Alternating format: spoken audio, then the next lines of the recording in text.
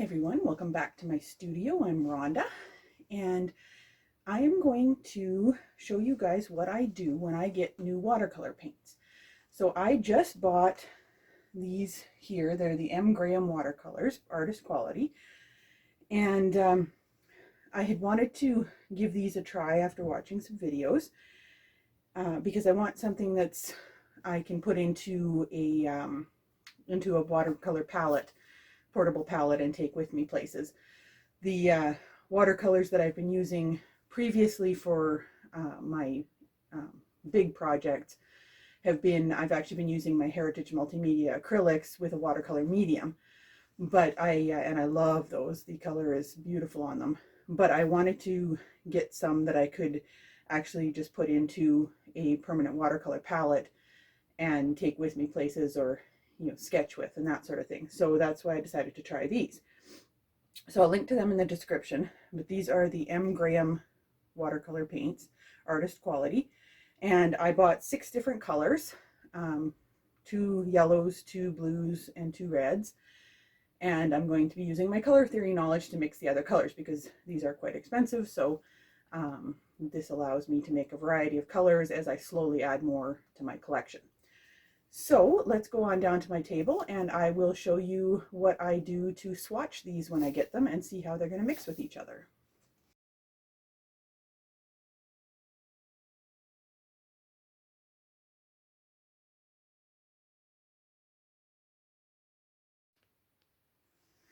Okay, so the first thing that I'm going to show you is how I've laid out my colors here.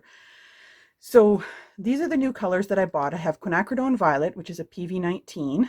I have Quinacridone Red, which is, let me see, it actually says on here, a PR209, so that's closer to the top of your red on your color wheel.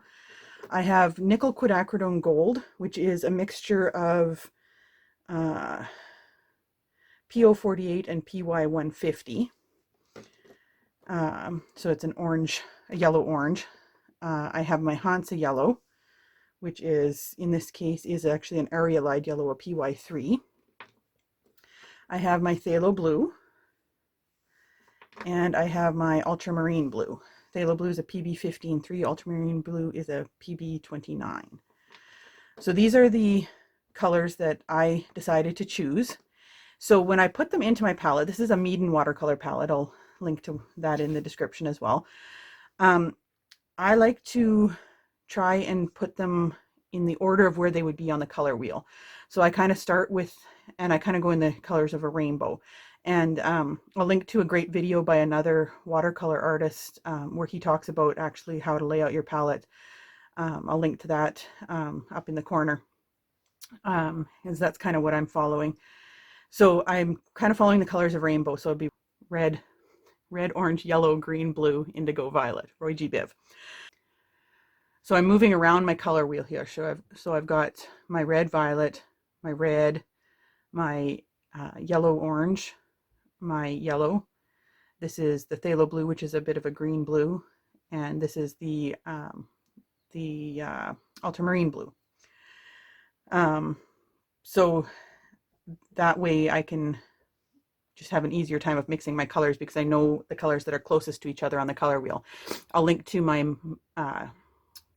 video on muddy mixes, and that'll explain to you in detail why it's important that they be close together on the color wheel. So what I'm actually going to do, I'm going to move these out of the way. What I have done is I have created a chart in my little, this is a watercolor sketchbook. It's a Strathmore watercolor sketchbook. It is just, this is not cotton paper. I eventually want to get one that's cotton paper, but this one isn't. But it is a fairly nice sketchbook. It's a quite good thick paper, so I'll link to that as well. So I have each of my colors here, and then I have them listed across the top. And what I'm going to do is in this box here, I'm going to just kind of put a wash of the color. So I'm going to start with it dark and move to light to kind of see how that looks for each color. Then in each of these slots, I'm going to mix this color with this one. And so you'll notice that when you do this kind of a chart, you end up mixing the colors twice. Because see here, for example, here you've got quinacridone red and say, for example, the Hansa yellow. When you get down to Hansa yellow here, you're going to be mixing it with quinacridone red as well. So you'll get the same on the top portion of the chart as you have on the bottom portion. So what I usually do is I keep my colors quite vibrant in this top half, and I add more water to make them lighter in this bottom half. Just it gives me a better idea of what I've got for colors. So we're going to go ahead and start that. So I'm going to dip my brush into the paint. I've got here, this is my number 4 Fusion brush that I'm using. And I'm going to take my violet here, and I'm just going to paint some in here. Ooh, I like the vibrancy of that color already. Ooh, that's nice. Then I'm going to rinse that out, and I'm going to just kind of bring that, use my water to bring it out and thin it out as I go.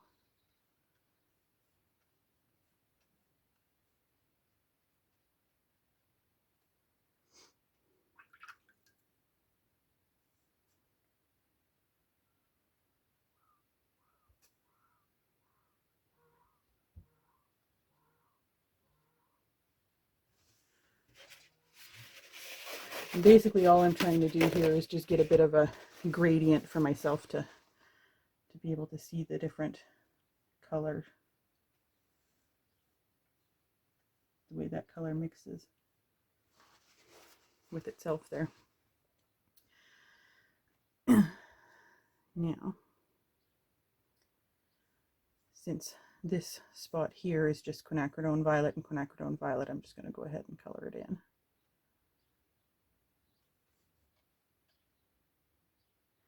I'm ordering some bigger brushes, which will be fun, because the smaller brushes don't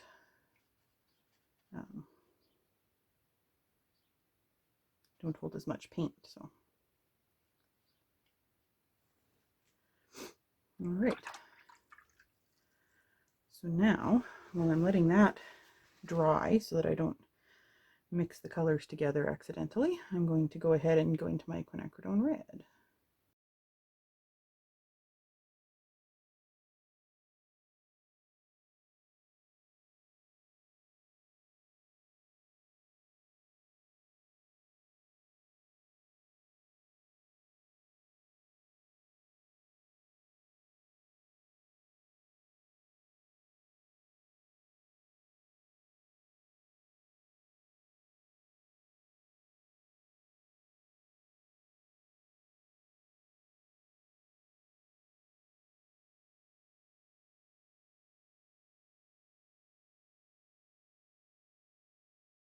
One other tip for you guys, when you're doing this, make sure that the lines that you've drawn, all these lines and the writing, is done with a waterproof pen. So I actually use Pigma Micron pens, and they work really well. They're waterproof and archival safe and everything. So that's what I really like. They're quite expensive, but they're worth it. I'll just link in the description to those as well, so that you because if you don't use a waterproof pen, you're going to be contaminating your colors with the grays from the pen, and then you don't really get a clear view of how they mix.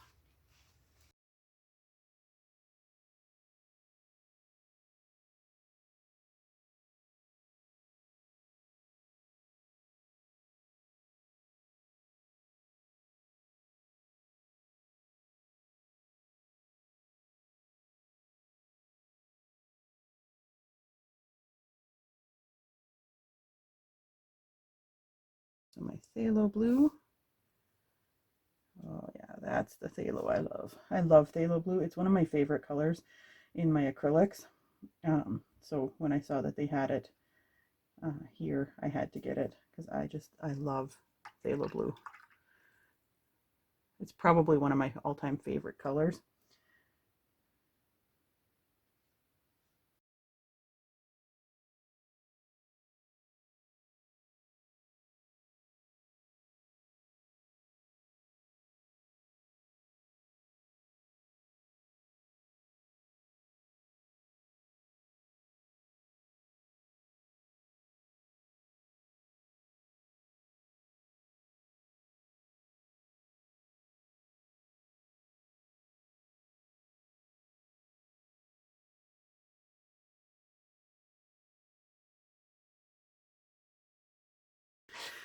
So the first one that I'm going to mix is my Quinacridone Violet and some Quinacridone Red. So I'm just going to take a little bit of the red and some of this violet, and I'm going to mix them together.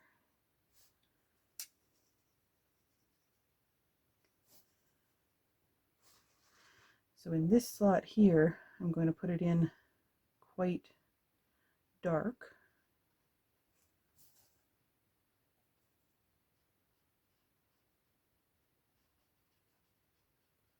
That makes quite a nice color, doesn't it? And then I'm going to add some water to it. See how easy it is to almost dip into the wrong mug? And I'm going to find my Quinacridone Red and Quinacridone Violet here and go lighter.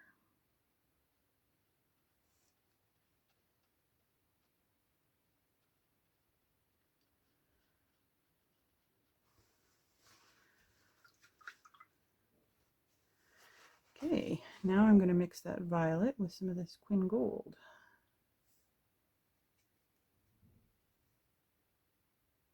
Making sure I don't get into the other one there.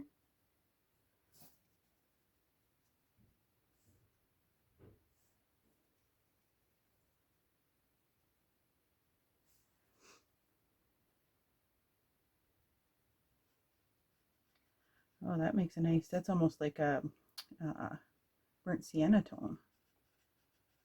Ah, see, and this is why doing this is so good, because then if I can't afford to buy a burnt sienna, which I can't at this point, I know that if I want to get a burnt sienna, I can mix my Quin Violet and my Quin Gold, and look at how that comes out. That's a really pretty color.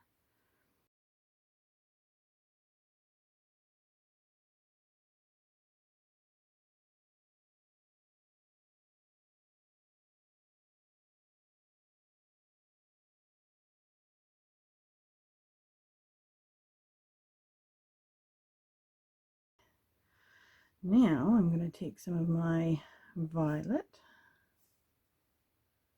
and mix it with a little bit of Hansa.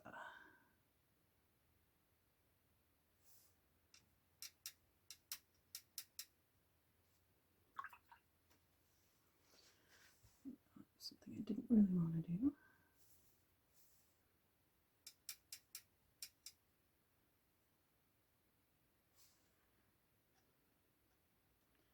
So that almost makes more of a, to me that almost looks a little bit more like a raw sienna type color.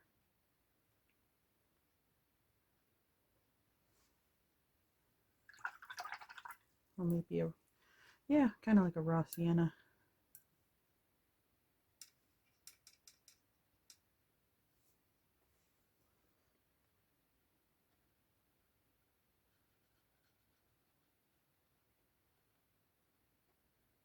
Keep it away from that one above it this time.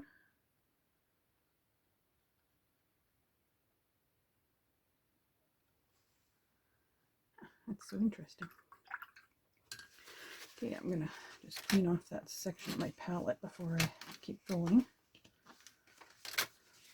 Normally I like to leave a lot of paint on my palette, but in this case when I'm testing mixes, I'll clean it off.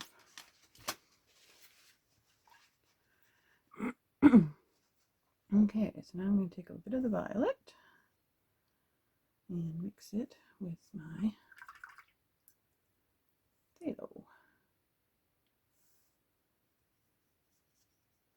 Now, as we all know, Phthalo is an extremely strong color.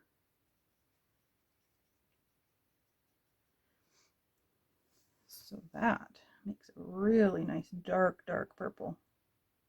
Wow. That's almost like my Diox purple in my acrylics.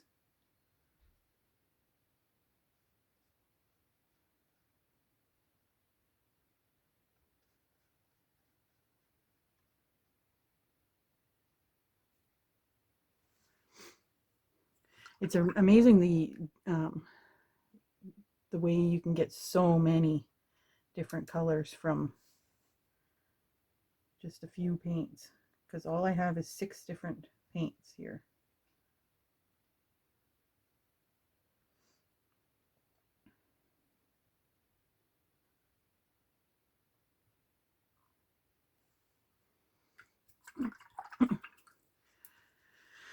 And finally, we will mix some of our violet here with the ultramarine blue.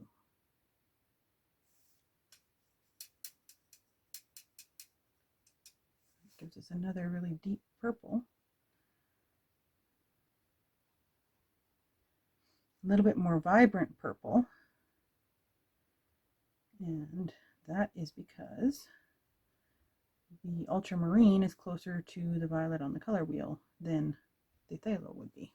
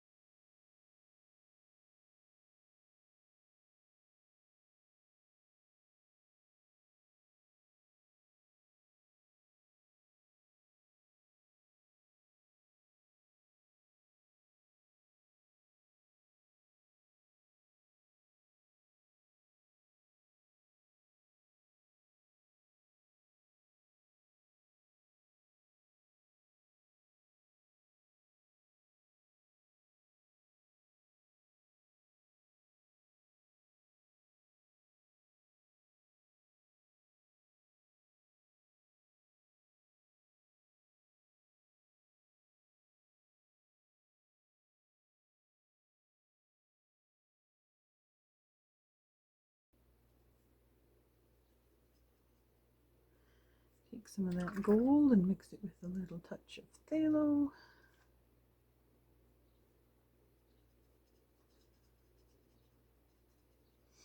This is where I'm going to start finding out what greens I can get. So this is kind of a bit of an olivey type green. Phthalo always makes such nice green, so oh, don't get over in there, green.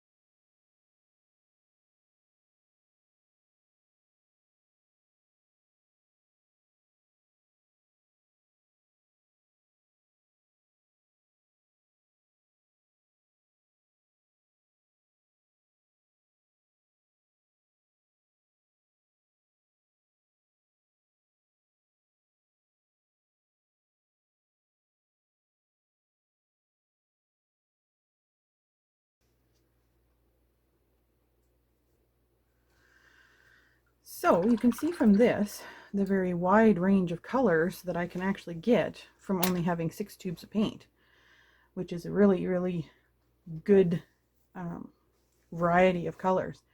So I highly recommend this to anybody who is purchasing new paints. And if you want to buy artist quality paints, which I highly recommend after using artist quality paints now, I highly recommend that you purchase some, but focus on just certain colors. What I did is I tried to get a red violet and a red or red orange, a yellow orange and a yellow or kind of yellow green, the Phthalo blue, which is kind of a green blue, and the Ultramarine blue, which is a blue violet. So I've got kind of the whole range here, and by mixing all 3 colors together, 3 of any of these colors, I can get my grays and my blacks, because you're mixing your complements together and mixing all 3 colors. So I hope you enjoyed that, and I hope that helps you to figure out how to do this in the future for yourself when you buy new paints. And I will catch you on the next video.